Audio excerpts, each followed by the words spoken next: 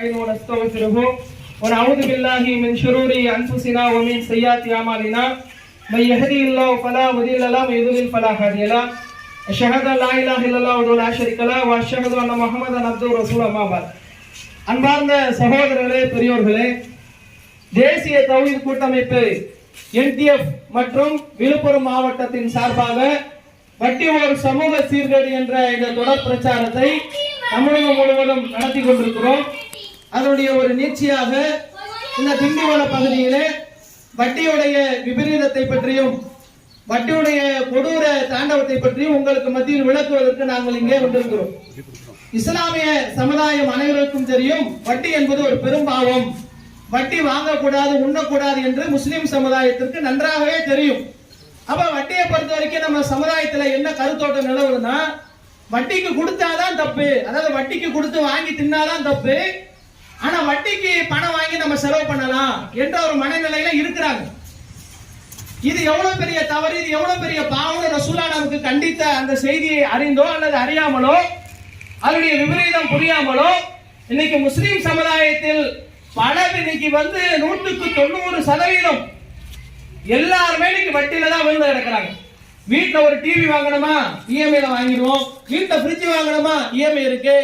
வீட்டுக்கு ஒரு செல்போன் தேவையா, இஎம்ஐல எடுத்துக்குவோம். கட்டில் வாங்கணுமா, பீரோ வாங்கணுமா, வாஷிங் மிஷின் வாங்கணுமா, என்ன வேணும், வீட்டுல என்ன தேவை இருக்கு, எல்லாத்துக்கும் இன்னைக்கு கிரெடிட் கார்டு இருக்கு. கிரெடிட் கார்டு மூலமா என்ன வேணாலும் வாங்கலாம் என்று எல்லாரையும் இன்னைக்கு கடன்காரனாக ஆக்குவதுதான் இன்னைக்கு முதலாளித்துவத்தினுடைய உலகமயமாக்கலுடைய சதி திட்டம். அந்த சதியில நாம எல்லாரும் இன்னைக்கு விழுந்து கிடக்கிறோம். நம்ம கடன் கொடுத்து இந்த பொருளை வாங்குறோம், இந்த கடன் அடைக்க நமக்கு சக்தி இருக்கிறதா, நமக்கு அந்த கடன் அடைப்பதற்கு தகுதி இருக்கிறதா என்றெல்லாம் யோசிக்கிறது கிடையாது. இலவசமா நம்ம கையில கடன் வேட்டை கிடைச்சிருச்சு, அதனால நம்ம போய் கடனுக்கு வாங்கி வீட்டுல சாமான நிரப்புவதும், இரு சக்கர வாங்குவதும், ஏசி வாங்குறதும், கடன் வாங்கி வீட்டு மனைகளை வாங்கி போடுவதும், கடன் வாங்கி வீட்டை கட்டுறதுன்னு சொல்லி இன்னைக்கு முஸ்லிம்கள் வட்டியை பற்றி கொஞ்சம் கூட அக்கறை இல்லாமல் வட்டியில விழுந்து கிடக்கிறத பாக்குறோம். ஆனா அல்லாஹ்வுடைய ரசூல் சொல்றாங்க, நீங்க வட்டி தின்னாதான் பாவம் நீங்க நினைச்சிட்டு இருக்கிறீங்க. முஸ்லிம் சமுதாயம் என்ன நினைக்கிறாங்க, வட்டிக்கு கொடுத்து வட்டி வாங்கி தின்னாதான் ஹராம் நினைக்கிறீங்க. ஆனா நபிகள் நாயகம் ஸல்லல்லாஹு அலைஹி வஸல்லம் சொன்னாங்க, ஆக்கிலு ரிபா, வட்டியை உண்பவன், ஓ மூக்கிலஹு, வட்டியை தின்ன கொடுப்பவன், ஓ காத்திபஹு, அதை எழுதுபவன், ஓ ஷாஹிதைஹி, அந்த வட்டிக்கு சாட்சியாக இருப்பவன், ஹும் சவாவுன், அவர்கள் எல்லாமே சமந்தான்டாங்க ரசூலுல்லாஹ். இந்த வட்டி வாங்கி தின்றவன் தான் ஹராம தின்றான் கிடையாது. வட்டி வாங்கி தின்றவனுக்கு நீங்க தொட போறீங்கல்ல, வட்டிக்கு வாங்கி வண்டி வாங்குறீங்க, வட்டிக்கு வாங்கி டிவி வாங்குறீங்க, வட்டிக்கு வாங்கி ஃப்ரிட்ஜ் வாங்குறீங்க, வட்டிக்கு வாங்கி வீடு கட்டுறீங்க, வட்டிக்கு வாங்கி பிள்ளைகளை படிக்க வைக்கிறீங்க, வட்டிக்கு வாங்கி துணிமணி எடுக்கிறீங்க. நம்முடைய வீட்டுல இருக்கிற ஒரு பொருள் வட்டியோடைய தொடர்பு இல்லாம கலப்பு இல்லாம இருக்கான்னு பார்த்தா ஒரு பொருளை சொல்ல முடியாது. முழுக்க முழுக்க வட்டியில மூழ்கி போன சமுதாயமாக இன்னைக்கு இஸ்லாமிய சமுதாயம் மாறிவிட்டது. காரணம் என்ன, வட்டியை பத்தி நமக்கு தெரியல. வட்டி தின்றவன் தான் நரகத்துல இருப்பான்னு நினைக்காதீங்க. நாமளும் அதுக்கு துணை போறோம் என்பதை பயந்து, அல்லாஹ்வை பயந்து என்ன செய்யணும், இந்த பாவத்துல நான் கூட்டாளி இருக்க மாட்டேன். ஒருத்தன் கொலை செய்யறான், நாம கொலை செய்யல, கொலை செஞ்சவனுக்கு நம்ம வீட்டை அடைக்கலம் கொடுக்கிறோம், கொலை செஞ்சவனுக்கு நம்ம ஆதரவு தெரிவிக்கிறோம், கொலை செய்தவனுக்கு நம்ம பாதுகாப்பு கொடுக்கிறோம், கொலை செய்தவன் கூடயே நம்ம திரிகிறோம், அவன் கொலை செஞ்சது நியாயம் தான் சொல்லி வக்காலத்து வாங்கி பேசுறோம். அப்ப அந்த கொலையில பங்கு நமக்கு இருக்கா இல்லையா?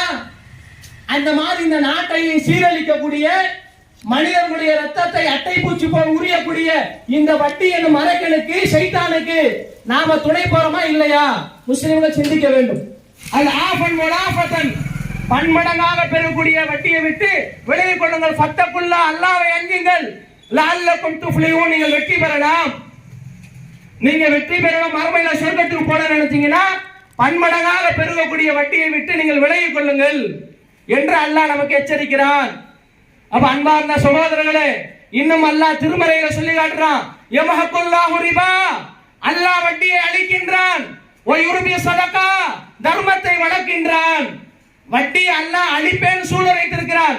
முஸ்லிம்கள் நாமெல்லாம் வட்டிக்கு வாங்கி வாங்கி நம்முடைய வாழ்க்கை வசதிகளை பெருக்கிக் கொள்கிறோம், ஆடம்பரமாக வாழ்கிறோம், பகட்டுக்காக வாழ்கிறோம்.